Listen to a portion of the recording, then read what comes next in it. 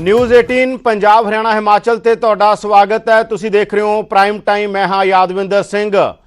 सरजीत पात्र तो कल छड्डिया सी, उत्थों ही शुरू करदे हां जिथे पात्र कहंदे ने दूर एक पिंड विच निक्का जिहा घर सी, कच्चियां सी कंधां उहदा बोड़ा जिहा दर सी, मां मेरी चिंता ते बापू मेरा डर सी, जदों मेरी याद अजे मसां कुल भर सी, उदों तो ही साडे नाल खुशियां दा वैर है, दिल ही उदास है जी बाकी सब खैर है।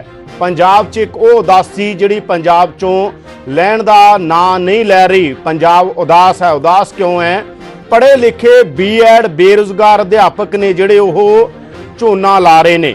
जिहड़े अध्यापकां नूं बच्चिआं नूं पढ़ाउणा चाहीदा सी, साडा एजुकेशन सिस्टम जिन्हां ने बेहतर करना सी, उन्हां अध्यापकां नूं जिन्हां ने टीचर एलिजिबल टैसट जिहड़ा सरकार एक टैसट रखती है बीएड तो बाद कि टैसट पास कर लो नौकरी दे देंगे, ना उन्हां कोल अज प्राइवेट नौकरी है ना सरकारी नौकरी है। करोना के दौर च नौकरियां वैसे ही जा रही ने।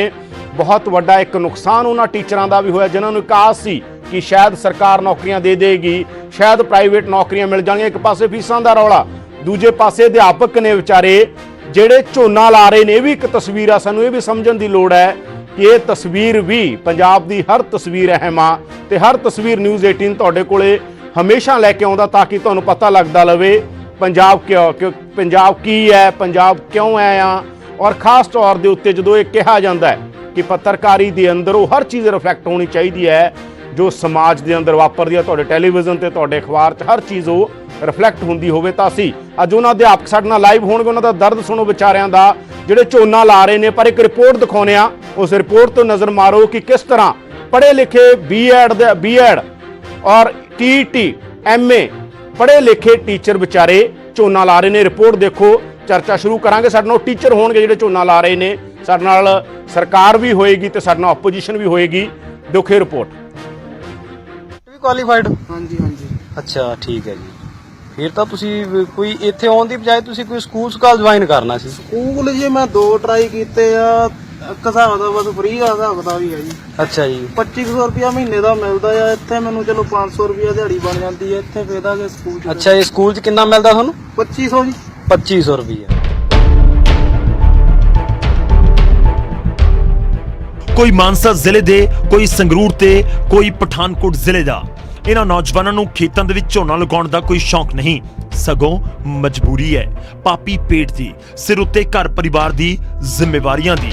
पढ़े लिखे होण कारण सारे इन्हां नूं मास्टर जी कहंदे ने, पर हुण मूंह सिर लपेट के 2 दिनां तो झोने दी लवाई दे विच रुझे होए ने। मूंह सिर इसलिए लपेटे ने तां जो पिंड दे लोक आंढी गुआंढी टिचरां ना करन। हालांकि सरकार नूं चाहीदा सी कि सानूं नौकरी दे के स्कूलों के भेजे, पर उस दे बदले विच सरकार ने साडे उपर लाठियां वराइयां ने, जिस करके लगातार लॉकडाउन चलण करके साडी जिहड़ी आर्थिक हालत है वो कमज़ोर हो गई ते घर दा गुजारा चलाउण दे लई सानूं हुण खेतां दे विच मजदूरी करनी पै रही है। असीं सरकार तो मंग करदे हां कि सरकार सानूं नौकरी दे उपर ला के स्कूलों दे विच नौकरी करने के लिए भेजे। तां सरकार का फर्ज ये बनता है जिहड़ी योग्यता है उन्हां नौजवान बेरोजगार अध्यापकों की योग्यता के आधार पर रोजगार दिता जाता, सरकारी स्कूलों के भेजा जाता। साडे पंजाब के सरकारी स्कूल अध्यापकों वजों खाली पे ने ते जिहड़े योग अध्यापक है वो किरत करने वास्ते खेतों के रुल रहे हैं। झोने दे विच कड़कदियां दुपहरां दे विच झोना ला रहे हैं। सरकार वास्ते बहुत वड्डी लाहनत वाली गल है। मंग करदे आ बेरोजगार टैक्सपास यूनियन वालों कि इन्हां पंजाब के सारे नौजवानों नूं योग्यता के आधार पर रोजगार दिता जाए। अध्यापक झोने दे सीजन दे विच एक बार मुड़ तो पंजाब दी ओह तरसयोग तस्वीर उभर के सामने आ खड़ी हुई है जिस उत्ते साडे सियासतदान हुण तक लारियां दे पर्दे पा रहे सन। ओह तस्वीर है बेरोजगारी दी। जो नौजवान अज पंजाब दे सुनहरी भविख दे लई स्कूलां दे विच होणे चाहीदे सी, उन्हां नौजवानां नूं अपना ही भविख हनेरे दे विच नजर आ रहा है। ਉਹ खेतों ਦੇ ਵਿੱਚ पसीना बहा रहे ने। घर घर रोजगार ਦਾ सच विखਣਾ ਹੋਵੇ ਤਾਂ ਸਰਕਾਰ ਹੁਣ ਖੇਤਾਂ ਦੇ ਵਿੱਚ ਜ਼ਰੂਰ ਗੇੜਾ ਮਾਰੇ। Bureau report news 18। ਤਾਂ ਤੁਸੀਂ ਤਸਵੀਰ ਦੇਖੀ, ਇਹ ਵੀ ਇੱਕ ਪੰਜਾਬ ਦੀ ਤਸਵੀਰ ਹੈ। ਇੱਕ ਪਾਸੇ ਰੌਲਾ ਇਹ ਪਿਆ ਫੀਸਾਂ ਦਾ, ਦੂਜਾ ਰੌਲਾ ਇਹ ਹੈ ਕਿ ਅਧਿਆਪਕਾਂ ਕੋਲੇ ਵਿਚਾਰਿਆਂ ਕੋਲੇ ਰੋਜ਼ਗਾਰ ਹੀ ਨਹੀਂ ਹੈ। ਤਾਂ ਇਹ ਬਹੁਤ ਵੱਡੇ ਮਸਲੇ 'ਚ ਪਹਿਲਾਂ ਵੀ ਗੱਲਾਂ ਬਾਤਾਂ ਕਰਦੇ ਰਹੇ ਨੇ, ਸਰਕਾਰ ਤੋਂ ਮੰਗ ਕਰਦੇ ਰਹੇ ਨੇ ਕਿਉਂਕਿ ਸਰਕਾਰ ਨੇ ਹੀ ਇੱਕ ਸ਼ਰਤ ਰੱਖੀ ਸੀ, ਪੰਜਾਬ ਸਰਕਾਰ ਨੇ, ਕਿ ਤੁਸੀਂ TET teacher eligible test pass ਕਰੋ, ਉਸ ਟੈਸਟ ਤੋਂ ਬਾਅਦ ਤੁਹਾਨੂੰ ਨੌਕਰੀ ਮਿਲੇਗੀ। ਇਹ ਉਹ ਟੀਚਰ ਨੇ ਜਿਹੜੇ ਟੀਚਰ ਐਲੀਜੀਬਲ ਟੈਸਟ ਪਾਸ ਕਰ ਚੁੱਕੇ ਨੇ, ਵੈਲ ਕੁਆਲੀਫਾਈਡ ਨੇ, ਪਿੰਡਾਂ ਚੋਂ ਨੇ, ਗਰੀਬ ਘਰਾਂ ਚੋਂ ਨੇ ਵਿਚਾਰੇ, ਤੇ ਘਰ ਦਾ ਖਰਚਾ ਨਹੀਂ ਚੱਲਦਾ ਗਰੀਬ ਘਰਾਂ ਦੇ ਅੰਦਰ। ਜਦੋਂ ਤੁਸੀਂ ਕਿਸੇ ਸ਼ਹਿਰ 'ਚ ਬੈਠੇ ਹੁੰਦੇ ਹੋ, ਨੌਕਰੀਆਂ ਤੇ ਬੈਠੇ ਹੁੰਦੇ ਹੋ, ਕਈ ਵਾਰ ਤੁਹਾਨੂੰ ਉਹ ਤਸਵੀਰ ਸਮਝਾਉਣੋਂ ਹਟ ਜਾਂਦੀ ਹੈ ਜਿਸ ਚੱਕਾ ਚੌਂਧ ਤੁਸੀਂ ਫਸੇ ਹੁੰਦੇ ਹੋ। ਸਭ ਕੁਝ ਚੱਕਾ ਚੌਂਧ ਨਹੀਂ ਹੁੰਦਾ, ਰਿਐਲਿਟੀ ਗਰਾਊਂਡ ਦੀ ਇਹ ਹੁੰਦੀ ਹੈ। ਸਾਡੇ ਨਾਲ ਜੁੜ ਚੁੱਕੇ ਨੇ ਅਧਿਆਪਕ ਕੁਲਵੰਤ ਸਿੰਘ ਸਾਡੇ ਨਾਲ ਨੇ, ਸਾਡੇ ਨਾਲ ਹੋਰ ਅਧਿਆਪਕ ਵੀ ਨੇ, ਸਾਡੇ ਨਾਲ ਜਿਹੜੇ ਅਮਨ ਅਰੋੜਾ ਨੇ ਆਮ ਆਦਮੀ ਪਾਰਟੀ ਦੇ ਸੀਨੀਅਰ ਲੀਡਰ, ਉਹ ਵੀ ਜੁੜ ਚੁੱਕੇ ਨੇ ਕਿਉਂਕਿ ਇਸ ਇਲਾਕੇ ਨਾਲ ਵੀ ਸੰਬੰਧ ਰੱਖਦੇ ਨੇ ਉਹ। ਸਾਡੇ ਨਾਲ ਜਿਹੜਾ ਬਰਿੰਦਰ ਢਿੱਲੋਂ ਕਾਂਗਰਸ ਪਾਰਟੀ ਦੇ ਵੱਲੋਂ ਸਰਕਾਰ ਵੱਲੋਂ ਜਵਾਬ ਦੇਣਗੇ ਬਰਿੰਦਰ ਢਿੱਲੋਂ, ਤੇ ਸਾਡੇ ਨਾਲ ਜਿਹੜਾ ਸਾਰੇ ਗੈਸਟ ਜੁੜ ਚੁੱਕੇ ਨੇ। ਬਰਿੰਦਰ ਢਿੱਲੋਂ ਸਾਡੇ ਨਾਲ ਬੜੀ ਜਲਦੀ ਹੋਣਗੇ। ਸਭ ਤੋਂ ਪਹਿਲਾਂ ਅਸੀਂ ਇਹ ਤਸਵੀਰ ਜਿਹੜੇ ਝੋਨਾ ਲਾ ਰਹੇ ਵਿਚਾਰੇ ਬੇਰੁਜ਼ਗਾਰ ਅਧਿਆਪਕ ਨੇ, ਇਹਨਾਂ ਨਾਲ ਗੱਲ ਕਰਨੀ ਚਾਹੁੰਦੇ ਹਾਂ ਜਿਨ੍ਹਾਂ ਦੀਆਂ ਨੌਕਰੀਆਂ ਚਲੀਆਂ ਗਈਆਂ। ਸਭ ਤੋਂ ਪਹਿਲਾਂ ਜਸਵਿੰਦਰ ਜੀ, ਤੁਸੀਂ ਦੱਸੋਗੇ ਤੁਹਾਡੇ ਪਰਿਵਾਰ ਦੀ ਬੈਕਗ੍ਰਾਉਂਡ ਕਿਉਂ? ਕਿਉਂਕਿ ਕਈ ਬੰਦਿਆਂ ਨੂੰ ਇਹ ਸਮਝ ਨਹੀਂ ਆਉਂਦਾ ਹੁੰਦਾ, ਸ਼ਾਇਦ ਕੋਈ ਦੇਖ ਰਿਹਾ ਹੋਊਗਾ ਕਿ ਇੰਨਾ ਵੀ ਕੀ ਕ੍ਰਾਈਸਿਸ ਆ ਗਿਆ, ਜਿਹੜਾ ਬੰਦਾ B.Ed ਕਰ ਸਕਦਾ ਹੈ, TET ਕਰ ਸਕਦਾ ਹੈ, ਜਿਹੜਾ ਪੜ੍ਹ ਸਕਦਾ ਹੈ, ਉਹਦੀ ਐਡੀ ਮਾੜੀ ਹਾਲਤ ਤਾਂ ਨਹੀਂ ਹੋਣੀ ਕਿ ਝੋਨਾ ਲਾਊਗਾ। ਸਮਝਾਓ ਲੋਕਾਂ ਨੂੰ ਕਿ ਪਿੰਡਾਂ ਦੀ ਹਾਲਤ ਕੀ ਹੁੰਦੀ ਹੈ, ਗਰੀਬ ਘਰਾਂ ਦੀ ਹਾਲਤ ਕੀ ਹੁੰਦੀ ਹੈ। ਆਪਣੀ ਕਹਾਣੀ ਦੱਸੋ, ਤੁਹਾਡੀ ਕਹਾਣੀ ਕੀ ਹੈ?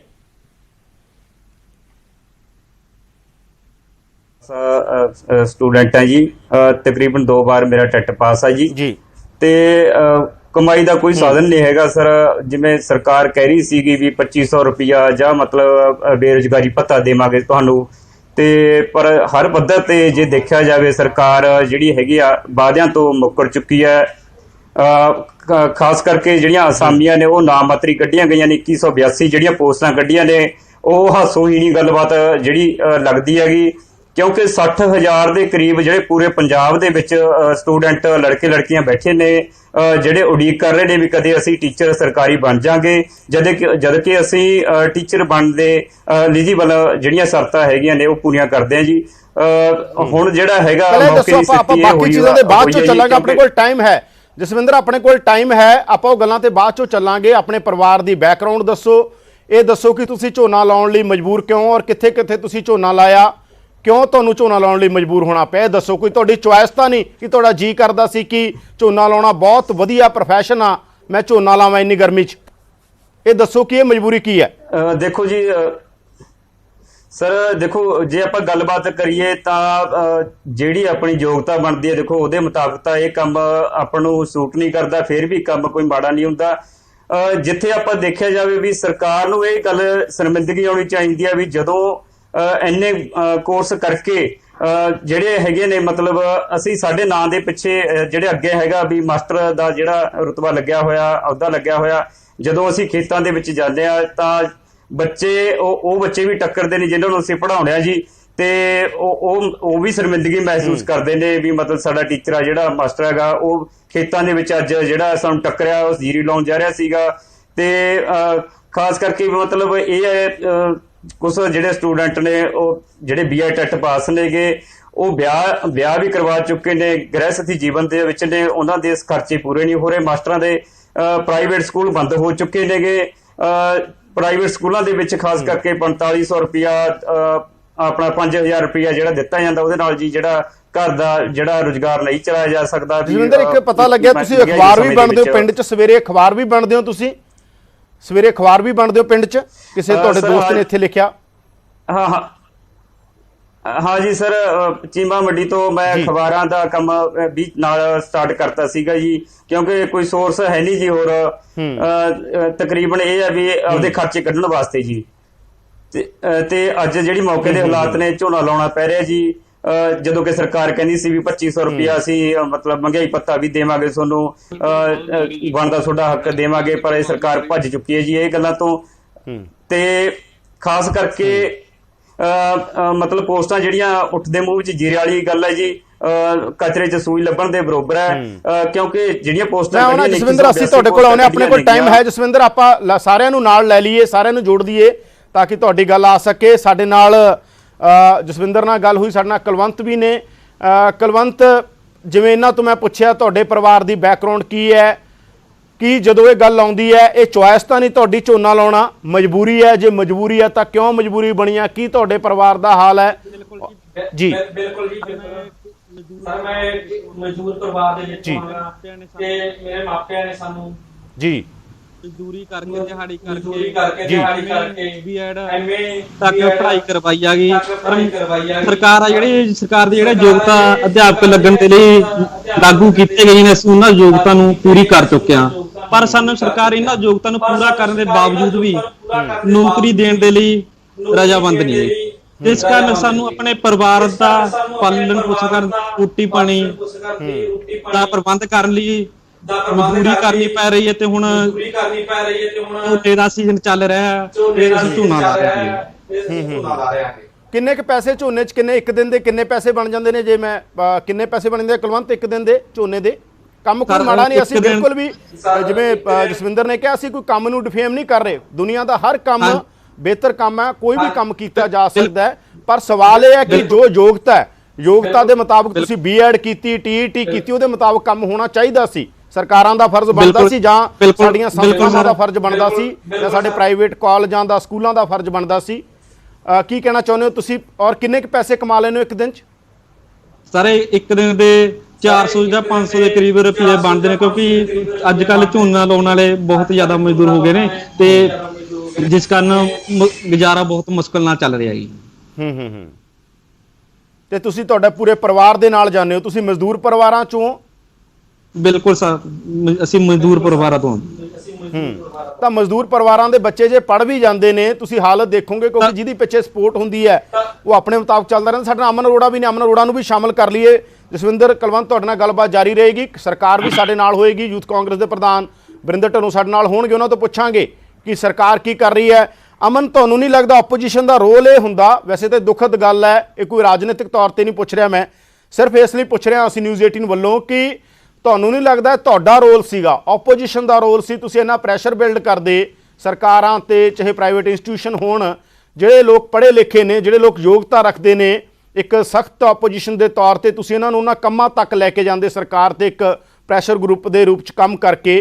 ਕੀ ਕਹਿਣਾ ਚਾਹੁੰਦੇ ਹੋ? ਦੇਖੋ ਯਾਦਵਿੰਦਰ ਜੀ, ਪਹਿਲੀ ਤਾਂ ਗੱਲ ਇਹ ਹੈ ਵੀ ਮੈਂ ਸਮਝਦਾ ਕਿ ਇੰਨੇ ਇਮੋਸ਼ਨਲੀ ਡਿਸਟਰਬਿੰਗ ਸੀਨ ਔਰ ਡਿਬੇਟ ਮੇਰੇ ਖਿਆਲ ਦੇ ਵਿੱਚ ਮੇਰੇ ਲਈ ਤਾਂ ਮੇਰੇ ਆਪ ਦੇ ਪੋਲੀਟੀਕਲ ਕੈਰੀਅਰ ਦੇ ਵਿੱਚ ਪਹਿਲੀ ਵਾਰੀ ਹੈ, ਔਰ ਸ਼ਾਇਦ ਤੁਹਾਡੇ ਲਈ ਵੀ ਪਹਿਲੀ ਵਾਰੀ ਹੋਇਆ ਹੋਊਗਾ ਵੀ ਇੰਨੇ ਪੜ੍ਹੇ ਲਿਖੇ ਜਿਹੜੇ ਬੀਐਡ, ਟੈਟ ਤੇ ਏਡੀ ਡਿਗਰੀਆਂ, ਮੈਂ ਸਮਝਦਾ ਇਹ ਇਹਨਾਂ ਪੜ੍ਹਾਈਆਂ ਨੂੰ ਕਰਨ ਦੇ ਲਈ ਸਾਲਾਂ ਦਿਨ ਰਾਤ ਨੌਜਵਾਨਾਂ ਨੂੰ ਮਿਹਨਤ ਕਰਨੀ ਪੈਂਦੀ ਹੈ, ਸਾਡੇ ਭੈਣਾਂ ਭਰਾਵਾਂ ਨੂੰ। ਤੇ ਕੋਈ ਆਈਏਐਸ ਆਈਪੀਐਸ ਨਾਲੋਂ ਵੀ ਸੌਖੀ ਪੜ੍ਹਾਈ ਨਹੀਂ ਹੁੰਦੀ ਹੈਗੀ। ਪਰ ਅੱਜ ਜਿੰਨਾ ਹਾਲਾਤਾਂ ਦੇ ਵਿੱਚ, ਔਰ ਇਹ ਜਿਹੜੇ ਮੇਰੇ ਦੋਨੋਂ ਸਾਥੀ ਵੀਰ ਕੁਲਵੰਤ ਜੀ, ਜਸਵਿੰਦਰ ਜੀ, ਇਹ ਲੌਂਗੋਵਾਲ ਔਰ ਸ਼ਾਹਪੁਰ ਕਲਾਂ ਦੋਏ ਮੇਰੇ ਹਲਕੇ ਸੁਨਾਮ ਦੇ ਵਿੱਚ ਪੈਂਦੇ ਨੇ।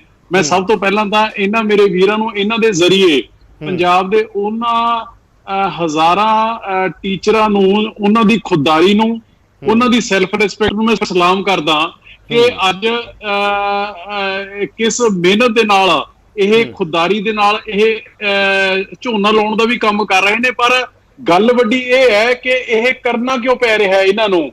ਅੱਜ ਮੈਂ ਸਮਝਦਾ ਕਿ ਕੰਮ ਨੇ ਜਿਹੜੇ ਉਹ ਸਾਰੇ ਸਤਿਕਾਰਯੋਗ ਹੁੰਦੇ ਨੇ। ਖੇਤੀ ਵੀ ਬਹੁਤ ਉੱਤਮ ਕੰਮ ਹੈ, ਪਰ ਜੇ ਕੋਈ ਆਪਦੀ ਖੁਸ਼ੀ ਨਾਲ ਕਰੇ ਉਹ ਚੰਗੀ ਗੱਲ ਹੈ। ਜੇ ਮਜਬੂਰੀ ਆਪਦਾ ਪੇਟ ਪਾਲਣ, ਆਪਦੇ ਪਰਿਵਾਰ ਦਾ ਪੇਟ ਪਾਲਣ ਲਈ ਜੇ ਕਰਨਾ ਪੈਂਦਾ, ਤਾਂ ਮੈਂ ਸਮਝਦਾ ਕਿ ਇਸ ਤੋਂ ਵੱਡੀ ਫਿੱਟ ਲਾਹਨਤ ਹੈ ਜਿਹੜੀ ਉਹ ਸਰਕਾਰਾਂ ਦੇ ਉੱਪਰ ਹੋ ਵੀ ਨਹੀਂ ਸਕਦੀ ਹੈਗੀ। ਇਸ ਤੋਂ ਵੱਡੀ ਨਮੋਸ਼ੀ, ਇਸ ਤੋਂ ਵੱਡਾ ਫੇਲੀਅਰ ਉਹ ਸਰਕਾਰਾਂ ਦਾ ਨਹੀਂ ਹੋ ਸਕਦਾ ਹੈਗਾ। ਤੁਸੀਂ ਹੁਣ ਜਿਹੜੀ ਗੱਲ ਕੀਤੀ ਕਿ ਆਪੋਜੀਸ਼ਨ ਦਾ ਰੋਲ, ਯਾਦਵਿੰਦਰ ਜੀ ਤੁਹਾਡਾ ਸਵਾਲ ਬਿਲਕੁਲ ਠੀਕ ਹੈ, ਮੈਂ ਉਸ ਸਵਾਲ ਨੂੰ ਐਕਸੈਪਟ ਵੀ ਕਰਦਾ। ਪਰ ਸਵਾਲ ਇਹ ਹੈ ਕਿ ਅੱਜ ਦੀ ਤਾਰੀਖ ਦੇ ਵਿੱਚ ਇਹ ਕੈਪਟਨ ਅਮਰਿੰਦਰ ਸਿੰਘ ਜੀ ਸਰਕਾਰ 3.5 ਸਾਲਾਂ ਦੇ ਵਿੱਚ ਜਿਹੜੇ ਤੁਸੀਂ ਬੇਰੋਜ਼ਗਾਰ ਟੀਚਰਾਂ ਦੀ ਗੱਲ ਕਰਦੇ ਹੋ, ਇਹ ਅੱਜ ਦਾ ਨਹੀਂ ਚੱਲ ਰਿਹਾ ਹੈਗਾ। ਪਿਛਲੀ ਸਰਕਾਰ ਵੇਲੇ ਵੀ ਇਹੀ ਕੁਝ ਸੀਗਾ। ਆ ਪਿਛਲੇ ਦਿਨੀ ਜਦੋਂ ਭਾਖੜਾ ਦੇ ਵਿੱਚ ਸਾਡੇ 2 ਨੌਜਵਾਨ ਟੀਚਰਾਂ ਨੇ ਛਾਲ ਮਾਰੀ ਸੀਗੀ, ਉਦੋਂ ਜਾ ਕੇ ਅਸੀਂ ਭਾਖੜਾ ਦੇ ਉੱਪਰ ਉਹਨਾਂ ਨੂੰ ਮਿਲਣ ਗਏ।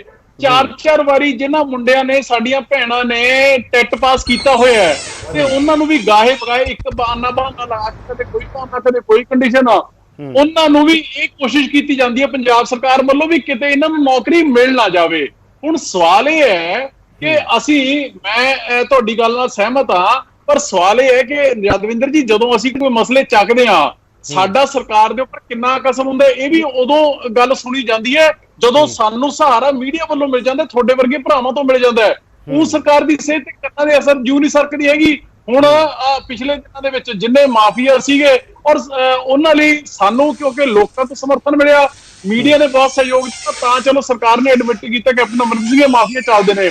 ਸਾਡਾ ਜਿੱਥੇ ਤੱਕ ਸਵਾਲ ਹੈ, ਦੇਖੋ ਆਮ ਆਦਮੀ ਪਾਰਟੀ ਦੀ ਪੋਲਿਟਿਕਸ ਦਾ ਸਵਾਲ ਹੈ, ਸਾਡਾ ਯਾਦਵਿੰਦਰ ਜੀ ਪੋਲਿਟਿਕਸ ਹੈ ਜਿਹੜੀ ਉਹ ਮੰਦਿਰ ਮਜ਼ਹਬ ਗੁਰਦੁਆਰਾ ਜਾਂ ਧਾਰਮਿਕ ਲੀਹਾਂ ਦੇ ਉੱਪਰ ਜਾਂ ਫਿਰਕਿਆਂ ਦੇ ਉੱਪਰ ਅਸੀਂ ਰਾਜਨੀਤੀ ਨਹੀਂ ਕਰਨੀ ਹੈਗੀ। ਸਾਡੇ ਸਿਰਫ ਦੋ ਹੀ ਮਕਸਦ ਨੇ, ਐਜੂਕੇਸ਼ਨ ਔਰ ਹੈਲਥ, ਔਰ ਇਹਦੇ ਉੱਪਰ ਫੋਕਸ ਹੈ ਜਿਹੜਾ ਉਹ ਸਾਡਾ ਪੰਜਾਬ ਚ ਰਹਿੰਦਾ। ਔਰ ਇੱਕ ਲਾਜਵਾਬ ਮਾਡਲ ਹੈ ਜਿਹੜਾ ਉਹ ਅਸੀਂ ਦਿੱਲੀ ਦੇ ਵਿੱਚ ਸਾਬਤ ਵੀ ਕਰਕੇ ਦਿਖਾ ਚੁੱਕੇ। ਹੁਣ ਸਵਾਲ ਇਹ ਹੈ ਕਿ ਸਰਕਾਰਾਂ ਦਾ ਤੁਸੀਂ ਜੇ ਮੈਂ ਤੁਹਾਨੂੰ ਦੱਸਾਂ ਇੱਕ ਸਿੱਧਾ ਸਵਾਲ ਕਰਦਾ, ਅਗਰ ਕੀ ਇਹਨਾਂ ਅਧਿਆਪਕਾਂ ਦੀ ਲੜਾਈ ਤੁਹਾਨੂੰ ਲੜਨ ਦੀ ਲੋੜ ਨਹੀਂ ਹੈ, ਕੀ ਤੁਸੀਂ ਲੜੋਗੇ ਆਉਣ ਵਾਲੇ ਦਿਨਾਂ 'ਚ? ਇੱਕ ਸਿੱਧਾ ਸਵਾਲ। ਦੇਖੋ ਯਾਦਵਿੰਦਰ ਜੀ, ਮੈਂ ਤੁਹਾਡੇ ਰਾਹੀਂ ਇਹਨਾਂ ਮੇਰੇ ਭਰਾਵਾਂ ਨੂੰ ਔਰ ਇਹਨਾਂ ਦੇ ਰਾਹੀਂ ਲੱਖਾਂ ਟੀਚਰਸ ਨੂੰ, ਬੇਰੋਜ਼ਗਾਰ ਟੀਚਰਾਂ ਨੂੰ ਕਮਿਟਮੈਂਟ ਹੈ ਆਮ ਆਦਮੀ ਪਾਰਟੀ ਦੀ, ਅੱਜ ਤੋਂ ਨਹੀਂ ਬਹੁਤ ਪਹਿਲਾਂ ਤੋਂ ਹੀ, ਕਿ ਅਸੀਂ ਲੜਾਈ ਲੜਦੇ ਆਏ ਹਾਂ, ਲੜਦੇ ਰਹਾਂਗੇ। ਜੇ ਜਿੰਨਾ ਹੁਣ 1.5 ਸਾਲ ਦੇ ਵਿੱਚ ਕੁਝ ਹਾਸਲ ਹੋ ਜਾਂਦਾ ਤਾਂ ਠੀਕ ਹੈ, ਨਹੀਂ ਜਿਸ ਦਿਨ ਆਮ ਆਦਮੀ ਪਾਰਟੀ ਦੀ ਸਰਕਾਰ ਸਾਡੀ ਜੇ 2022 ਦੇ ਵਿੱਚ ਸਾਡੇ ਵੀਰ ਪੰਜਾਬ ਦੀ ਜਨਤਾ ਬਣਾ ਦਿੰਦੀ ਹੈ, ਤੇ ਜਿਸ ਤਰੀਕੇ ਦੇ ਨਾਲ ਅੱਜ ਜੋ ਇੱਕ ਆਤਮ ਸਨਮਾਨ ਵਾਲਾ ਜਿਹੜਾ ਰੋਜ਼ਗਾਰ ਦਿੱਲੀ ਦੇ ਵਿੱਚ ਅਰਵਿੰਦ ਕੇਜਰੀਵਾਲ ਜੀ ਨੇ ਦਿੱਤਾ ਹੈ, ਉੱਥੇ ਅਜਿਹੇ ਹਾਲਾਤ ਨੇ ਕਿ ਜਿਹੜੇ ਪਰਫਾਰਮਿੰਗ ਟੀਚਰਸ ਨੇ ਉਹਨਾਂ ਨੂੰ ਕੈਨੇਡਾ, ਆਸਟ੍ਰੇਲੀਆ, ਅਮਰੀਕਾ ਉੱਥੋਂ ਦੇ ਐਜੂਕੇਸ਼ਨ ਸਿਸਟਮ ਨੂੰ ਸਟੱਡੀ ਕਰਨ ਦੇ ਲਈ ਭੇਜਿਆ ਜਾਂਦਾ ਹੈ। ਤੇ ਇੱਥੇ ਹਾਲ ਇਹ ਨੇ, ਮੇਰਾ ਵੀਰ ਪਹਿਲਾਂ ਦੱਸ ਰਿਹਾ ਸੀਗਾ ਕਿ ਜੀ 2500 ਰੁਪਏ ਮਿਲਦਾ ਹੈ। 2500 ਰੁਪਏ ਦਾ ਮਤਲਬ ਇਹ ਹੋਇਆ ਯਾਦਵਿੰਦਰ ਜੀ ਕਿ ਦਿਨ ਦਾ 100 ਰੁਪਏ ਤੋਂ ਵੀ ਘੱਟ, ਇਹ ਤਾਂ ਨਰੇਗਾ ਦੀ ਦਿਹਾੜੀ ਨਾਲੋਂ ਵੀ ਘੱਟ ਹੋ ਗਿਆ। ਇਸ ਤੋਂ ਵੱਡੀ ਐਕਸਪਲੋਇਟੇਸ਼ਨ ਦਿੰਦੇ ਨੇ ਬਹੁਤ ਸਾਰੇ, ਇਹਨਾਂ ਦਾ ਇਹ ਕਹਿਣਾਗਾ। ਅਮਨ ਜੀ, ਸਾਡੇ ਨਾਲ ਬਰਿੰਦਰ ਢਿੱਲੋਂ ਵੀ ਜੁੜ ਚੁੱਕੇ ਨੇ, ਕਾਂਗਰਸ ਪਾਰਟੀ ਦੇ ਯੂਥ ਕਾਂਗਰਸ ਦੇ ਪ੍ਰਧਾਨ ਨੇ। ਸਰਕਾਰ ਤੋਂ ਜਵਾਬ ਲੈਣਾ ਜ਼ਰੂਰੀ ਹੈ, ਪਰ ਉਸ ਤੋਂ ਪਹਿਲਾਂ ਮੈਂ ਕੁਲਵਿੰਦਰ ਹੋਰਾਂ ਕੋਲ ਇੱਕ ਵਾਰ ਫਿਰ ਚੱਲੂਗਾ। ਬਰਿੰਦਰ ਢਿੱਲੋਂ ਵੀ ਸਾਡੇ ਨਾਲ ਜੁੜ ਚੁੱਕੇ ਨੇ, ਬਰਿੰਦਰ ਢਿੱਲੋਂ ਨੂੰ ਵੀ ਅਸੀਂ ਬਹਿਸ ਦੇ ਅੰਦਰ ਜੋੜਦੇ ਹਾਂ। ਜਸਵਿੰਦਰ ਦੇ ਨਾਲ ਮੈਂ ਗੱਲ ਕਰਦਾ, ਕੁਲਵੰਤ ਜੀ ਜਸਵਿੰਦਰ ਸਾਡੇ ਨਾਲ ਜੁੜੇ ਨੇ। ਜਸਵਿੰਦਰ, ਕੋਈ ਰਾਹ ਪਰਿਵਾਰ ਕਿਉਂਕਿ ਪਰਿਵਾਰ ਦੇ ਅੰਦਰ ਆਮ ਤੌਰ ਤੇ ਹੁੰਦਾ ਕਿ ਪਰਿਵਾਰ 'ਚ ਹੋਰ ਕੰਮ ਕਰਨ ਵਾਲਾ ਹੁੰਦਾ, ਤੁਹਾਡੇ ਪਰਿਵਾਰਾਂ 'ਚ ਵੀ ਇਹ ਬਹੁਤ ਵੱਡਾ ਇੱਕ ਮਤਲਬ ਉਹ ਆਗਾ ਕਿ ਪਰਿਵਾਰ ਦੇ ਅੰਦਰ ਵੀ ਤੁਸੀਂ ਇਕੱਲੇ ਕੰਮ ਕਰਨ ਵਾਲੇ ਹੋਗੇ, ਇਸ ਕਰਕੇ ਝੋਨਾ ਲਾਉਣਾ ਪੈ ਰਿਹਾ। ਇੱਕ ਬੀਐਡ ਹੋ ਕੇ ਕੋਈ ਨਾ ਕੋਈ ਤਾਂ ਅਲਟਰਨੇਟਿਵ ਨਹੀਂ ਲੱਭ ਲੈਂਦਾ ਬੰਦਾ, ਰਾਹ ਹੀ ਨਹੀਂ ਕੋਈ, ਤੁਹਾਡੇ ਲਈ ਕੋਈ ਰਾਹ ਨਹੀਂ ਬਚਦਾ ਸਰ। ਜਸਵਿੰਦਰ ਸਰ ਹਾਂਜੀ ਸਰ ਯਾਦਵਿੰਦਰ ਜੀ, ਗੱਲ ਮੈਰਿਜ ਹੋ ਚੁੱਕੀ ਸੀਗੀ ਮਤਲਬ ਮੇਰੀ ਜੀ, ਤੇ ਮੇਰੇ ਮਾਤਾ ਜੀ ਨੇ ਉਹਨਾਂ ਦੇ ਸਟੰਟ ਪਿਆ ਹੋਇਆ, ਕਹਿੰਦਾ ਮਤਲਬ ਇਹ ਹੈ ਜੀ ਦਿਲ ਦਾ ਆਪਰੇਸ਼ਨ ਹੋਇਆ ਉਹਨਾਂ ਦਾ, ਤੇ ਮੇਰੇ ਡੈਡੀ ਨੇ ਉਹਨਾਂ ਨੂੰ ਜੁਆਇੰਟ ਪੇਨ ਆ ਜੀ, ਤੇ ਕਹਿਣ ਦਾ ਮਤਲਬ ਇਹ ਹੈ ਵੀ ਬੱਚਾ 6-7 ਮਹੀਨਿਆਂ ਦਾ ਬੱਚਾ ਜੀ। ਮੈਨੂੰ ਇਹਨਾਂ ਮਜਬੂਰੀਆਂ ਕਾਰਨ ਵੀ ਖਾਸ ਕਰਕੇ ਆਪਦੀ ਫਾਈਨੈਂਸ਼ੀਅਲੀ ਪੋਜੀਸ਼ਨ ਨੂੰ ਦੇਖਦੇ ਹੋਏ ਮਤਲਬ ਕੁਛ ਨਾ ਕੁਛ ਕਰਨਾ ਪੈ ਰਿਹਾ, ਮਿਹਨਤ ਮਜ਼ਦੂਰੀ ਕਰਨੀ ਪੈ ਰਹੀ ਹੈ ਜੀ। ਜਦੋਂ ਕਿ ਆਪਾਂ ਦੇਖ ਰਹੇ ਹਾਂ ਵੀ ਇਹਨਾਂ ਦੇ ਬਾਵਜੂਦ ਵੀ ਅੱਜ ਦੀ ਜਿਹੜੀ ਪੀੜ੍ਹੀ ਹੈ ਉਹ ਟੈਨਸ਼ਨ ਦੇ ਵਿੱਚ, ਖਾਸ ਕਰਕੇ ਹੁਣ ਦੇ ਸਮੇਂ ਦੇ ਵਿੱਚ, ਕਿਉਂਕਿ ਉਹਨਾਂ ਕੋਲ ਸੋਰਸ ਦਾ ਕੋਈ ਸਾਧਨ ਨਹੀਂ ਬਚ ਰਿਹਾ।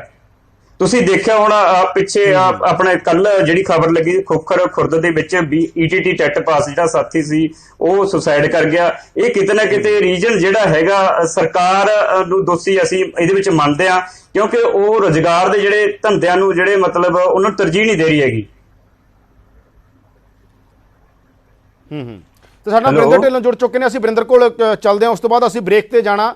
ਜਸਵਿੰਦਰ, ਮੈਂ ਤੁਹਾਡੇ ਕੋਲ ਆਉਣਾ ਬਰਿੰਦਰ ਢਿੱਲੋਂ ਕੋਲ, ਕਿ ਸਰਕਾਰ ਦਾ ਕਮੈਂਟ ਜ਼ਰੂਰੀ ਹੈ ਇਹ ਡਿਬੇਟ ਦੇ ਅੰਦਰ, ਸਰਕਾਰ ਦੱਸੇ ਕਿ ਸਰਕਾਰ ਕੀ ਕਰ ਰਹੀ ਹੈ। ਬਰਿੰਦਰ, ਸਿੱਧਾ ਸਵਾਲ, ਅਮਨ ਅਰੋੜਾ ਵੀ ਇਹ ਗੱਲ ਕਹਿ ਰਹੇ ਨੇ ਕਿ ਸਰਕਾਰ ਦਾ ਫੇਲੂਰ ਹੈ।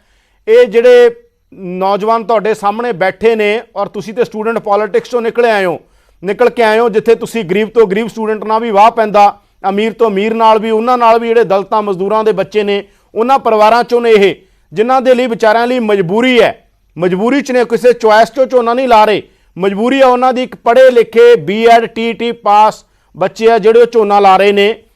ਸਰਕਾਰ ਕੀ ਕਰ ਰਹੀ ਹੈ? ਸਰਕਾਰ ਕਿੱਥੇ ਆ?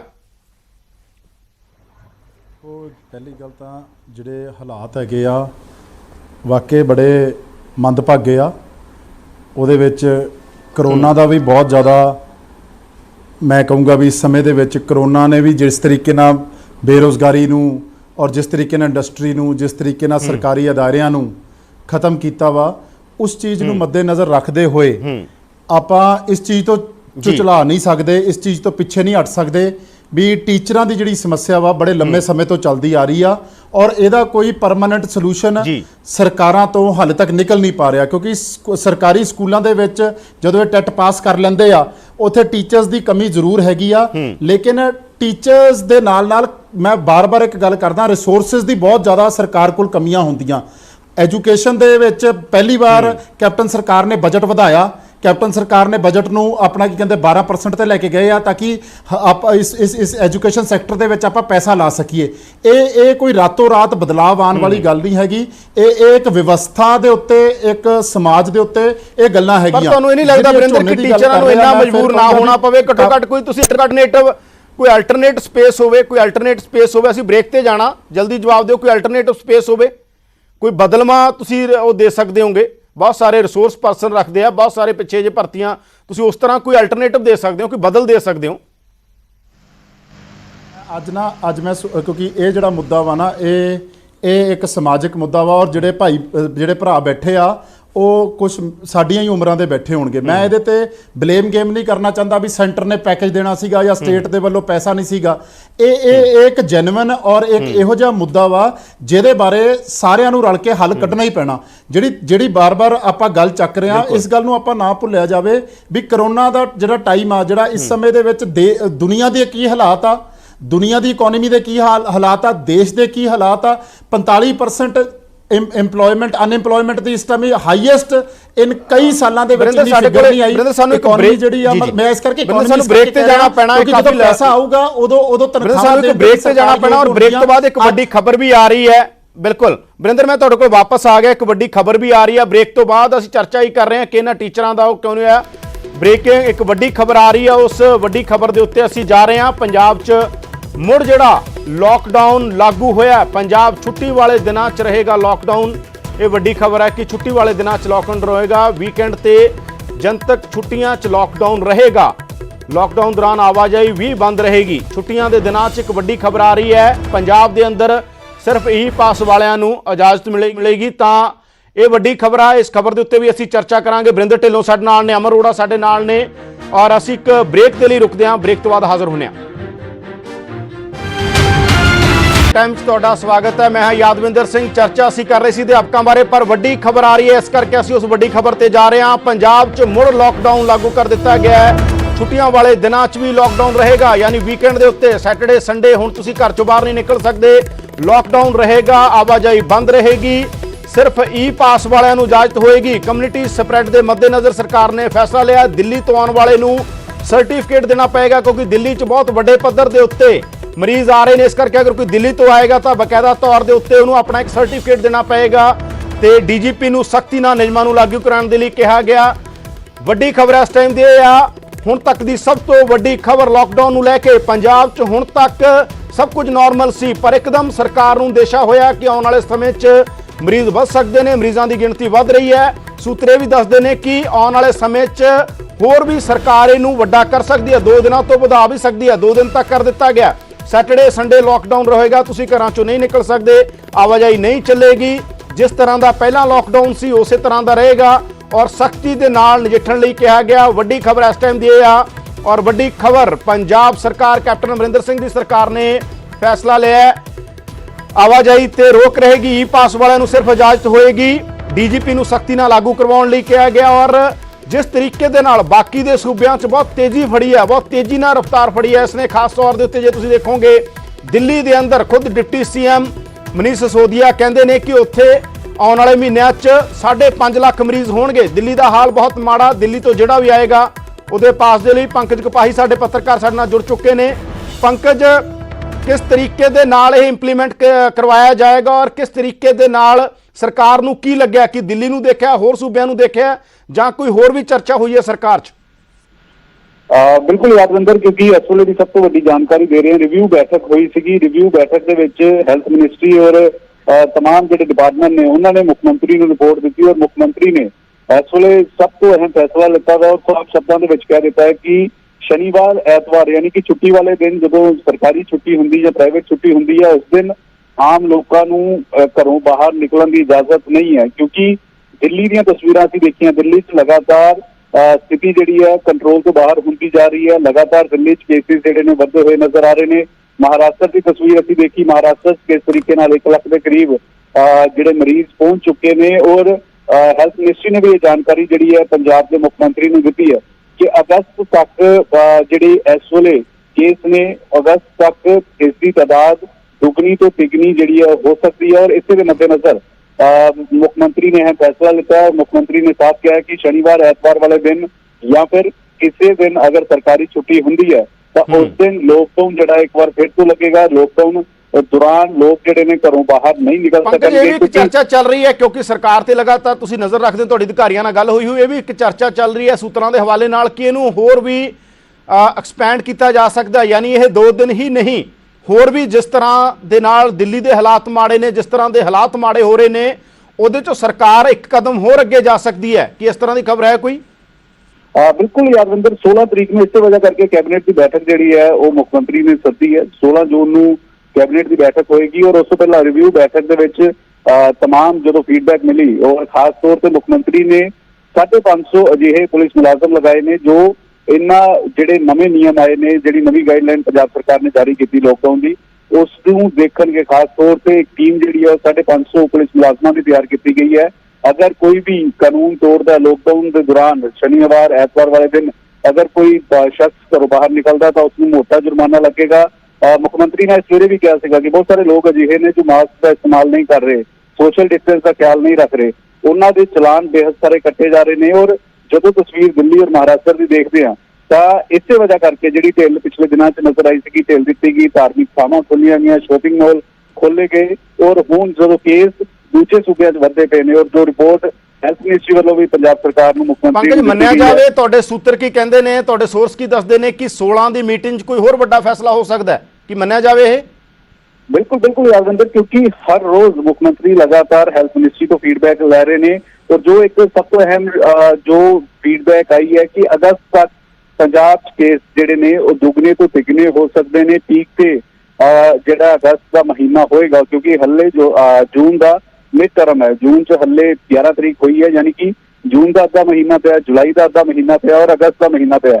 तो दिल्ली च असीं ये देख रहे हैं कि बैड की कमी पै रही है। बहुत सारे साडे नाल लोग संपर्क कर रहे हैं कि सरकारी हस्पतालों च थावां नहीं मिल रही, प्राइवेट हस्पताल इलाज नहीं कर रहे, तो लोग जिहड़े ने बाहर ही रह रहे हैं और ये स्थिति पंजाब च ना बने। इस करके मुख्यमंत्री ने भी कहा है कि जो तमाम हस्पताल ने वो अपना डाटा जिहड़ा वै वो पब्लिक रखणगे, पब्लिकली उन्होंने अपना डाटा देना पड़ेगा। और इस दे नाल अगर दिल्ली तो कोई शख्स आता है तो उसनूं सर्टिफिकेट की जरूरत होएगी और इस दे नाल ई पास और जो पंजाब सरकार की एप्लीकेशन है उस एप्लीकेशन के जरिए ही पंकज एक लोगों के मन च सवाल होएगा, गौरव शुक्ला भी साडे नाल जुड़े हुए ने, उन्हां कोल चलदे आ। पंकज एक लोगों के मन सवाल होएगा कि ये लॉकडाउन बिल्कुल हूबहू उस तरह का लॉकडाउन, कर्फ्यू वर्गा लॉकडाउन जिवें पहला कहा सी कैप्टन अमरिंदर सिंह ने जो रिलैक्सेशन भी दी सी, कोई भी इहदे च उस तरह के तौर तरीके जिस तरह के तौर तरीके सी बिल्कुल कोई रिलैक्सेशन होणगियां तरीके दे नाल ही सख्ती दे नाल कोई भी आम शख्स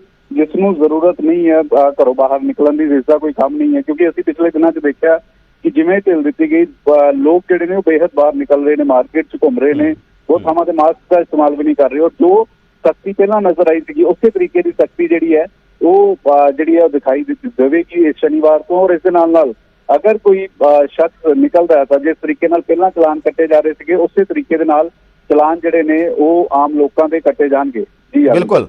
न्यूज़ रूम तो साडे नाल जुड़ चुके ने गौरव शुक्ला भी, गौरव दे नाल गलबात करदे आ कि किस तरीके दे नाल सरकार हुण इहनूं इंप्लीमेंट करवाएगी।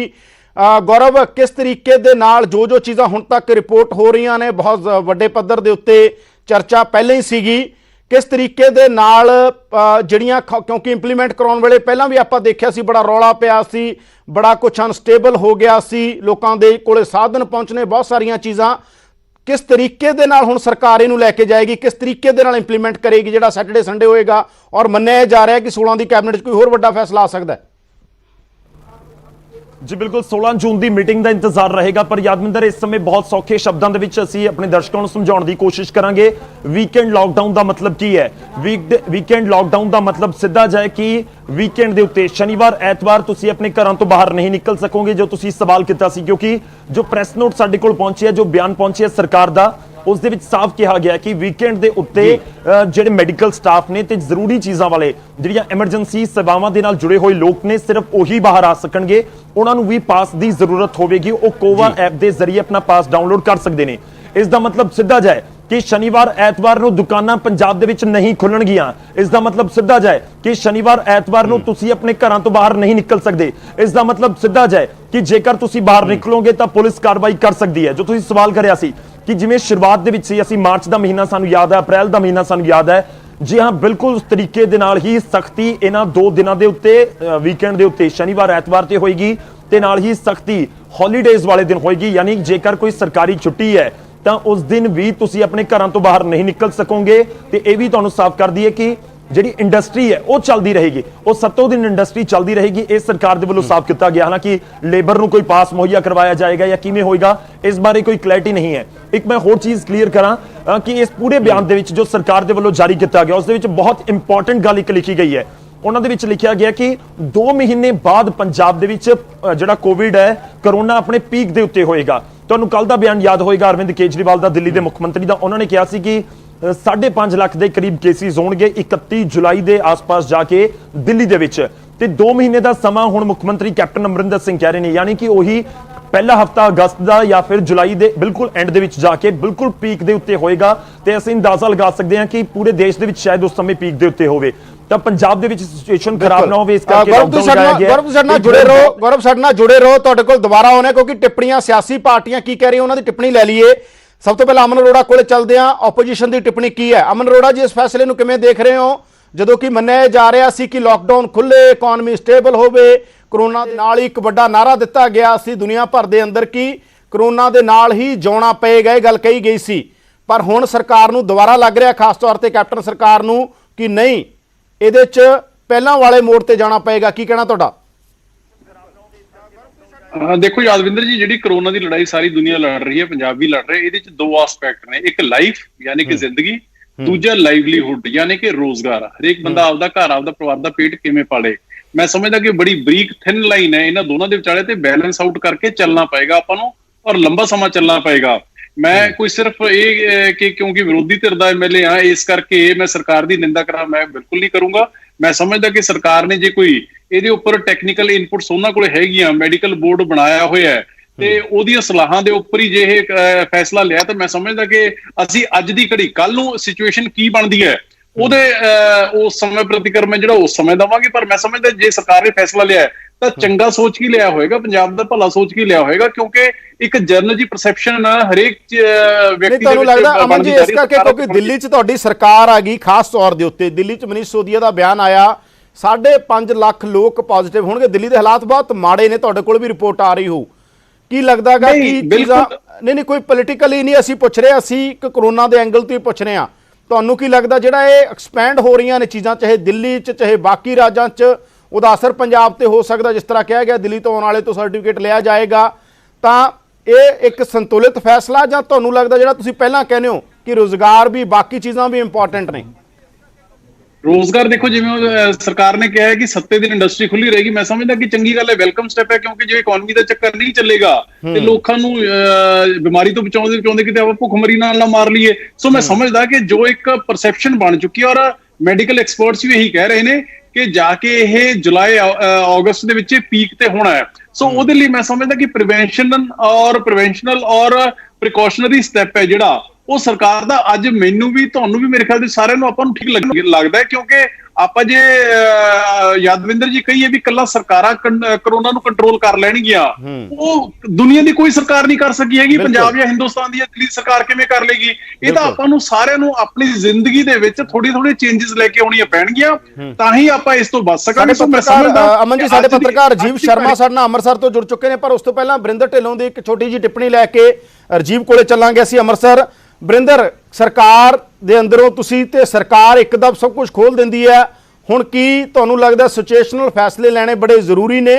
ਕਰੋਨਾ ਜ਼ਿਆਦਾ ਇੰਪੋਰਟੈਂਟ ਆ, ਜਾਂ ਜਿਹੜਾ ਇਹ ਨਾਰਾ ਦਿੱਤਾ ਗਿਆ ਸੀ ਕਰੋਨਾ ਦੇ ਨਾਲ ਹੀ ਜਿਉਣਾ ਪਊ, ਬਾਕੀ ਚੀਜ਼ਾਂ ਖੁੱਲੀਆਂ ਰੱਖੋ, ਅਗਲੀ ਕੈਬਨਿਟ 'ਚ ਕੀ ਹੋਣ ਜਾ ਰਿਹਾ ਬਰਿੰਦਰ?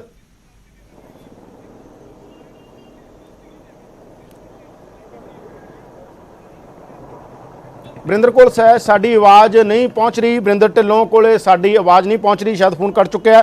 ਰਜੀਵ ਸ਼ਰਮਾ ਸਾਡੇ ਨਾਲ ਜੁੜ ਚੁੱਕੇ ਨੇ, ਸਾਡੇ ਪੱਤਰਕਾਰ ਅੰਮ੍ਰਿਤਸਰ ਤੋਂ। ਰਜੀਵ ਦੇ ਨਾਲ ਅੰਮ੍ਰਿਤਸਰ ਦੇ ਲੋਕ ਨੇ, ਲੋਕਾਂ ਦੀ ਕੀ ਪ੍ਰਤੀਕਿਰਿਆ, ਲੋਕ ਕੀ ਸੋਚ ਰਹੇ ਨੇ? ਰਜੀਵ, ਕੀ ਸੋਚਦੇ ਨੇ ਮਾਝੇ ਦੇ ਲੋਕ, ਅੰਮ੍ਰਿਤਸਰ ਦੇ ਲੋਕ ਕੀ ਸੋਚ ਰਹੇ ਨੇ, ਕੀ ਕਹਿ ਰਹੇ ਨੇ ਉਹ?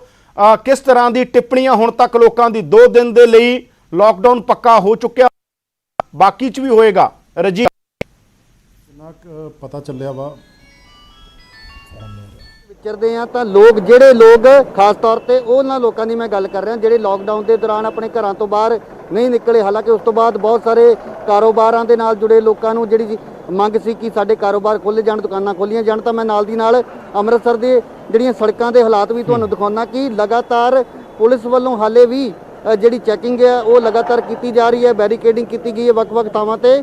ਤਾਂ ਮੈਂ ਉਹਨਾਂ ਲੋਕਾਂ ਦੀ ਗੱਲ ਕਰ ਰਿਹਾ ਸੀ ਜਿਹੜੇ ਲੋਕ ਘਰਾਂ ਤੋਂ ਬਾਹਰ ਨਹੀਂ ਨਿਕਲੇ ਜਾਂ ਜਿਹੜੇ ਲੋਕ ਆਪਣੇ ਬੱਚਿਆਂ ਨੂੰ ਘਰਾਂ ਤੋਂ ਨਹੀਂ ਨਿਕਲਣ ਦਿੰਦੇ, ਤਾਂ ਉਹ ਲਗਾਤਾਰ ਮੰਗ ਕਰ ਰਹੇ ਸੀ। ਜਦੋਂ ਤੋਂ ਅੰਮ੍ਰਿਤਸਰ ਦੇ ਵਿੱਚ ਪੋਜ਼ਿਟਿਵ ਮਾਮਲੇ ਜਿਹੜੇ ਨੇ ਉਹ ਵਧਣੇ ਸ਼ੁਰੂ ਹੋਏ ਤਾਂ ਉਹਨਾਂ ਦਾ ਕਹਿਣਾ ਸੀ ਕਿ ਸਰਕਾਰ ਨੂੰ ਕੁਝ ਨਾ ਕੁਝ ਇਸ ਵਾਲੇ ਪਾਸੇ ਧਿਆਨ ਦੇਣ ਦੀ ਲੋੜ ਹੈ।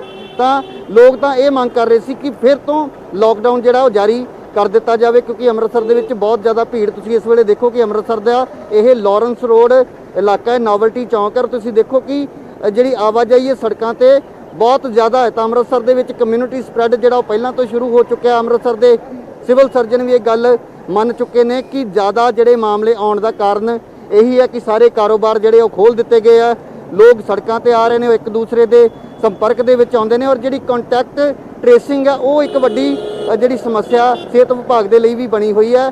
ਤਾਂ ਹੁਣ ਜਿੱਦਾਂ ਸ਼ਨੀ ਐਤਵਾਰ ਜਿਹੜੇ 2 ਦਿਨ ਦੇ ਲਈ ਲਾਕਡਾਊਨ ਲਾਗੂ ਕੀਤਾ ਗਿਆ, ਹਾਲਾਂਕਿ ਲੋਕਾਂ ਤੱਕ ਇਹ ਖਬਰ ਸਾਡੇ ਜ਼ਰੀਏ ਪਹੁੰਚੇਗੀ ਤਾਂ ਕੱਲ ਤੋਂ ਕਿਸ ਤਰ੍ਹਾਂ ਦੇ ਹਾਲਾਤ ਬਾਜ਼ਾਰਾਂ ਦੇ ਵਿੱਚ ਨਜ਼ਰ ਆਉਂਦੇ ਨੇ ਔਰ ਸ਼ਨੀਵਾਰ ਕੀ ਲਾਕਡਾਊਨ ਦਾ ਲੋਕ ਪਾਲਣ ਕਰਦੇ ਨੇ ਜਾਂ ਫਿਰ ਨਹੀਂ, ਤਾਂ ਇਹ ਜ਼ਰੂਰ ਦੇਖਣ ਵਾਲੀ ਗੱਲ ਹੋਏਗੀ। ਪਰ ਅੰਮ੍ਰਿਤਸਰ ਦੀ ਜੇ ਮੈਂ ਖਾਸ ਤੌਰ ਤੇ ਗੱਲ ਕਰਾਂ ਤਾਂ ਜਿੱਦਾਂ ਮਾਮਲੇ ਲਗਾਤਾਰ ਵੱਧ ਰਹੇ ਨੇ, ਇਸ ਵੇਲੇ ਤੁਸੀਂ ਦੇਖੋ ਕਿ ਪੁਲਿਸ ਵੱਲੋਂ ਇੱਥੇ ਜਿਹੜੀਆਂ ਗੱਡੀਆਂ ਇਸ ਵੇਲੇ ਜਾ ਰਹੀਆਂ ਨੇ ਜਾਂ ਆ ਰਹੀਆਂ ਨੇ ਉਹਨਾਂ ਦੀ ਚੈਕਿੰਗ ਕੀਤੀ ਜਾ ਰਹੀ ਹੈ। ਬਕਾਇਦਾ ਜਿਹੜੀ ਇਹ ਗੱਲ ਕਹੀ ਜਾ ਰਹੀ ਸੀ ਕਿ ਬਿਨਾਂ ਮਾਸਕ ਤੋਂ ਜਿਹੜੇ ਲੋਕ ਘੁੰਮ ਰਹੇ ਨੇ ਉਹਨਾਂ ਦੇ ਖਿਲਾਫ ਜਿਹੜੀ ਜੁਰਮਾਨੇ ਉਹਨਾਂ ਨੂੰ ਕੀਤੇ ਜਾ ਰਹੇ ਨੇ, ਕਿਉਂਕਿ 6 ਵਜੇ ਹੁਣ ਵੀ ਅੰਮ੍ਰਿਤਸਰ ਦੇ ਵਿੱਚ ਬਾਜ਼ਾਰ ਜਿਹੜੇ ਨੇ ਉਹ ਬੰਦ ਕਰਵਾ ਦਿੱਤੇ ਜਾਂਦੇ ਨੇ, ਪਰ ਬਾਵਜੂਦ ਉਸ ਦੇ ਵੀ ਬਹੁਤ ਸਾਰੇ ਵਾਹਨ ਜਿਹੜੇ ਨੇ ਉਹ ਸੜਕਾਂ ਦੇ ਉੱਪਰ ਦਿਖਾਈ ਦਿੰਦੇ ਨੇ। ਤਾਂ ਇਸ ਵੇਲੇ ਤੁਸੀਂ ਦੇਖੋ ਕਿ 6:30 ਤੋਂ ਵੀ ਵੱਧ ਦਾ ਸਮਾਂ ਹੋ ਚੁੱਕਿਆ, ਪਰ ਹਾਲੇ ਵੀ ਬਹੁਤ ਸਾਰੀਆਂ ਗੱਡੀਆਂ ਜਿਹੜੀਆਂ ਨੇ ਉਹ ਸੜਕਾਂ ਤੇ ਦਿਖਾਈ ਦੇ ਰਹੀਆਂ ਨੇ। ਤਾਂ ਅੰਮ੍ਰਿਤਸਰ ਦੇ ਵਿੱਚ ਵੱਧਦੇ ਹੋਏ ਮਾਮਲਿਆਂ ਨੂੰ ਲੈ ਕੇ ਚਿੰਤਾ ਇੱਕ ਜਿਹੜੀ ਜ਼ਰੂਰ ਬਣੀ ਹੋਈ ਹੈ। ਤਾਂ ਹੁਣ ਇਸ ਲਾਕਡਾਊਨ ਤੋਂ ਬਾਅਦ ਕੀ ਲੋਕਾਂ ਦੀ ਪ੍ਰਤੀਕਿਰਿਆ ਉਹ ਵੀ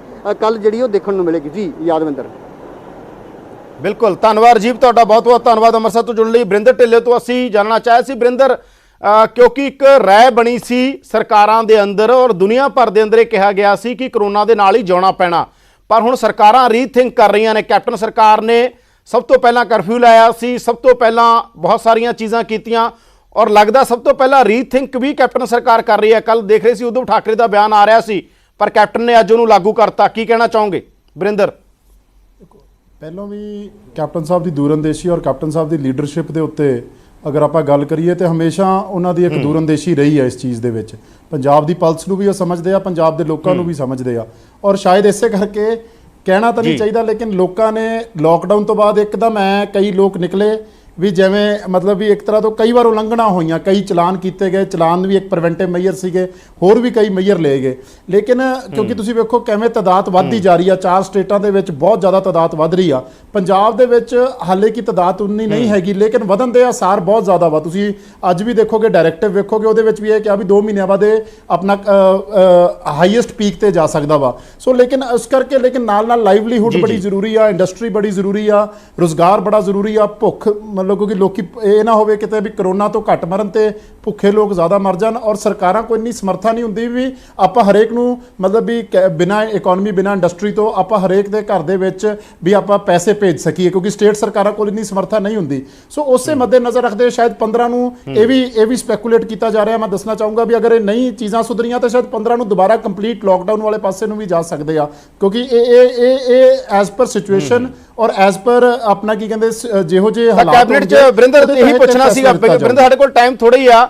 ਵਰਿੰਦਰ, ਇਹ ਮੰਨਿਆ ਜਾਵੇ ਕਿ ਅਗਲੀ ਕੈਬਨਿਟ ਚ ਪੰਜਾਬ ਨੂੰ ਕੋਈ ਵੱਡਾ ਫੈਸਲਾ ਸੁਣਨ ਨੂੰ ਮਿਲੇਗਾ ਔਰ ਪੰਜਾਬੀ ਉਹਦੇ ਲਈ ਤਿਆਰ ਰਹਿਣ ਉਸ ਫੈਸਲੇ ਲਈ ਕਿ ਪੂਰਨ ਲਾਕਡਾਊਨ ਨਾ ਹੋ ਜਾਏ ਕਿਤੇ ਦੁਬਾਰਾ?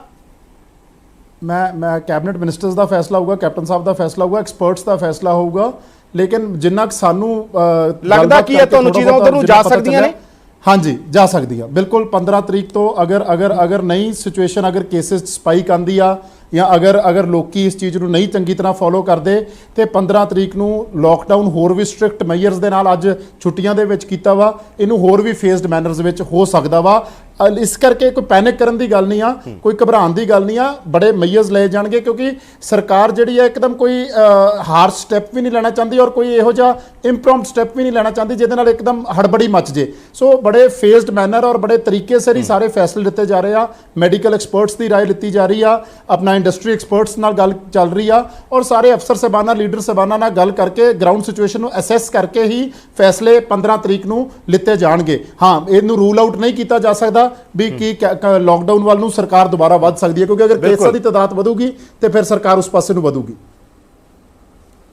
ਬਿਲਕੁਲ, ਧੰਨਵਾਦ ਤੁਹਾਡਾ ਬਰਿੰਦਰ ਢਿੱਲੋਂ, ਤੁਹਾਡਾ ਧੰਨਵਾਦ। ਔਰ ਅਮਨ ਅਰੋੜਾ ਜੀ, ਤੁਹਾਡਾ ਵੀ ਬਹੁਤ ਧੰਨਵਾਦ ਇਸ ਪੂਰੀ ਪਹਿਲਾਂ ਵਾਲੀ ਚਰਚਾ 'ਚ ਸ਼ਾਮਲ ਹੋਣ ਲਈ ਔਰ ਇਹਦੇ ਤੇ ਵੀ ਆਪਣੀ ਟਿੱਪਣੀ ਦੇਣ ਦੇ ਲਈ। ਤਾਂ ਲਾਕਡਾਊਨ ਦੇ ਬਾਰੇ ਨਵਾਂ ਫੈਸਲਾ ਆ ਗਿਆ ਕਿ ਸੈਟਰਡੇ ਤੇ ਸੰਡੇ, ਸ਼ਨੀਵਾਰ ਤੇ ਐਤਵਾਰ ਨੂੰ ਹੁਣ ਤੁਸੀਂ ਘਰਾਂ ਤੋਂ ਬਾਹਰ ਨਹੀਂ ਨਿਕਲੋਗੇ, ਆਵਾਜਾਈ ਬੰਦ ਆ। ਦਿੱਲੀ ਤੋਂ ਆਉਣ ਵਾਲੇ ਨੂੰ ਸਰਟੀਫਿਕੇਟ ਦਿਖਾਉਣਾ ਪਏਗਾ। 16 ਤਰੀਕ ਨੂੰ ਕੈਪਟਨ ਨੇ ਕੈਬਨਿਟ ਸੱਦੀ ਹੈ, ਕੈਪਟਨ ਕੈਬਨਿਟ ਹੋਏਗੀ। ਉਸ ਕੈਬਨਿਟ 'ਚ ਕੋਈ ਵੱਡਾ ਫੈਸਲਾ ਹੋ ਸਕਦਾ ਹੈ। ਮੰਨਿਆ ਜਾ ਰਿਹਾ ਹੈ ਕਿ ਹੋਰ ਜ਼ਿਆਦਾ ਲਾਕਡਾਊਨ ਨੂੰ ਐਕਸਪੈਂਡ ਕੀਤਾ ਜਾ ਸਕਦਾ ਹੈ। ਤੁਸੀਂ ਦੇਖ ਰਹੇ ਸੀ ਪ੍ਰਾਈਮ ਟਾਈਮ। ਅੱਗੇ ਦੇਖੋ ਦੇਸ਼ ਦੁਨੀਆ ਦੀਆਂ ਹੋਰ ਵੱਡੀਆਂ ਖਬਰਾਂ।